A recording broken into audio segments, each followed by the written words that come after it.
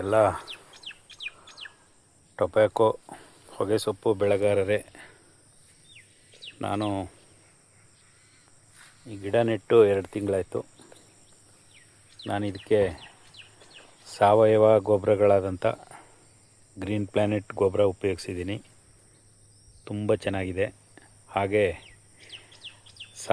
ಸಾವಯವ ಗೊಬ್ಬರದಲ್ಲಿ ಔಷಧಿಗಳಲ್ಲಿ ಬರುವಂಥ ನೈಟ್ರೋ ಕಿಂಗು, ಗ್ರೋ, ಹಾಗೆ ಸ್ಪೆಡಾಲ್ 90 ಸ್ಪ್ರೇ ಮಾಡಿದ್ದೀನಿ. ಯಾವುದೇ ಒಂದು ಕೀಟನಾಶಕಗಳು ಯಾವುದೂ ಇಲ್ಲ. ತುಂಬ ಯೂನಿಫಾರ್ಮ್ ಆಗಿದೆ. ಹಾಗೆ ಬೆಳವಣಿಗೆ ತುಂಬ ಚೆನ್ನಾಗಿದೆ. ನೋಡಿ, ಸುಮಾರು 24,000 26,000 ಗಿಡ ಇದೆ.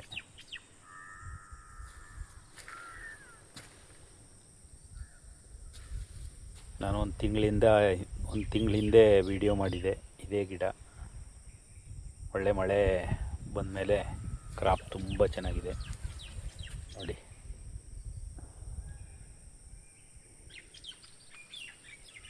ನನಗೆ ಗೊಬ್ಬರದಲ್ಲಿ ಟೊಬ್ಯಾಕೊ ಬೋರ್ಡಲ್ಲಿ ಕೊಡೋ ಗೊಬ್ಬರಕ್ಕಿಂತ ಇದು ತುಂಬ ವರ್ತಾಗಿದೆ. ಅರ್ಧ ಹಣ ನನಗೆ ಸೇವ್ ಆಗಿದೆ. ಗಿಡ ತುಂಬ ಚೆನ್ನಾಗಿದೆ. ನೋಡಿ, ನಾನು ಯಾವುದೇ ಕೀಟನಾಶಕ ಹೊಡೆದಿಲ್ಲ ಇದಕ್ಕೆ.